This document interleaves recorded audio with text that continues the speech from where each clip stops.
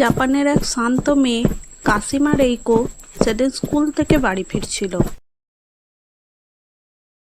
কিন্তু তার ভাগ্যে সেদিন অন্য কিছু লেখা ছিল। তার সহপাঠীরা তাকে রেল লাইনের ধারে নিয়ে গিয়ে তার ব্যাগে কিছু কীট পতঙ্গ ঢুকিয়ে দেয়। আতঙ্কিত হয়ে রেল লাইনের উপর পড়ে যায় কাশিমা রাইকো। ঠিক সেই সময় ধেয়ে আসে প্রচণ্ড গতির একটি ট্রেন।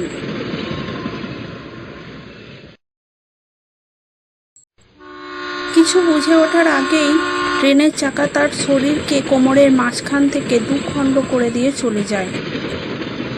নিজের শরীরের কাটা অংশ নিয়ে অসহ্য যন্ত্রণায় ছটফট করতে থাকে সে।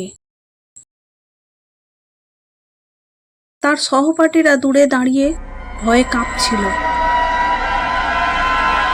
কাশিমা তার শরীরের কাটা অংশ নিয়ে কুনুইয়ের উপর ভর দিয়ে মাটিতে ঘষে ঘষে তাদের দিকে এগিয়ে আসে। তার সহপাঠীরা ভয়ে পাথর হয়ে যায়। কাশিমা সমস্ত শক্তি সঞ্চয় করে জাপটে ধরল তাদের। রেল লাইনে পড়ে থাকা লোহার টুকরো দিয়ে তাদের শরীরকে ছিন্ন ভিন্ন করে দিল। সেই রাতেই তার রক্তাক্ত শরীর মৃত্যুর কোলে ঢলে পড়ল।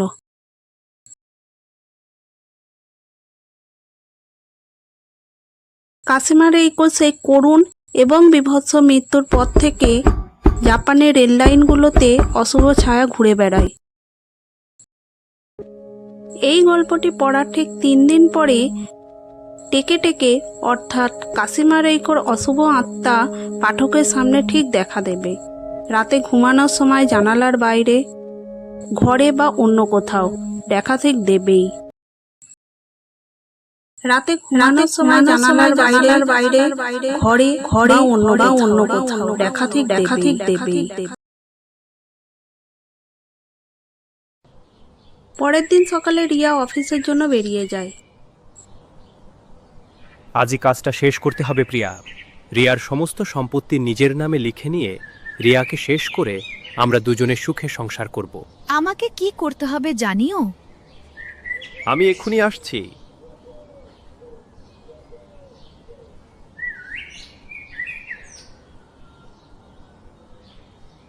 রিয়া, আজ আমরা কিছু শপিং করে বাড়ি ফিরব, আর তোমাকে একটা সারপ্রাইজ দেওয়ার আছে। সারপ্রাইজ? কি সারপ্রাইজ? পরে জানতে পারবে। ছুটির পর অপেক্ষা করো। রিয়া জানতো না তার বান্ধবী আর প্রেমিক মিলে তার জন্য মৃত্যুর ফাঁদ পেতেছে। সে ভেবেছিল তার প্রেমিক হয়তো তাকে সত্যিই সারপ্রাইজ দেবে।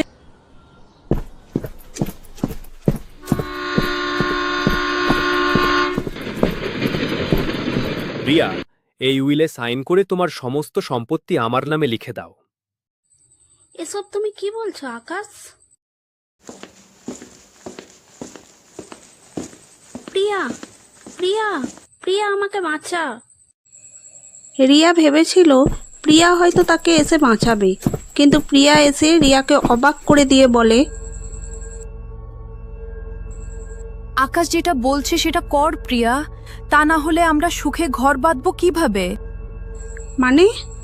মানে প্রিয়া, তুইও আকাশের সাথে জড়িত? রিয়া বুঝতে পারে পায়ের তলা থেকে তার মাটি সরে গেছে। সে পালাবার চেষ্টা করে, কিন্তু আকাশ তাকে ধাক্কা দিয়ে ব্রিজ থেকে ফেলে দেয়। রিয়া যন্ত্রণায় কাতরাতে থাকে। উপর থেকে আকাশ আর প্রিয়া হাসতে থাকে।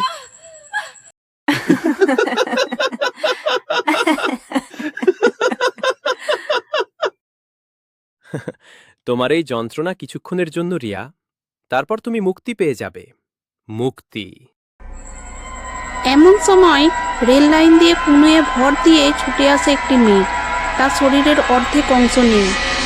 রিয়া, ওটা কি? আকাশ, এটা তো টাকে। আকাশ কিছু বুঝে ওঠার আগেই টাকে সিঁড়ি দিয়ে তত্তর করে উপরে উঠে গিয়ে ধারালো অস্ত্র দিয়ে আকাশ আর প্রিয়ার শরীরকে দুখণ্ড করে দেয়। রিয়া নিচে থেকে দেখতে পায় ব্রিজ থেকে রক্ত গঙ্গা বইছে।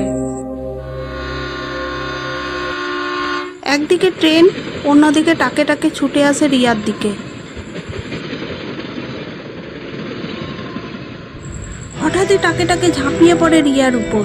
রিয়া আতঙ্কে চোখ বন্ধ করে নেয়। রিয়া শুনতে পায় ট্রেন তার পাশ দিয়ে বেরিয়ে যাচ্ছে। চোখ খুলে রিয়া দেখে সে প্ল্যাটফর্মের উপরে। টাকে টাকে তার গাল দুটিকে ছুঁয়ে তাকে জড়িয়ে ধরে, তারপর সে বাতাসে মিলিয়ে যায়।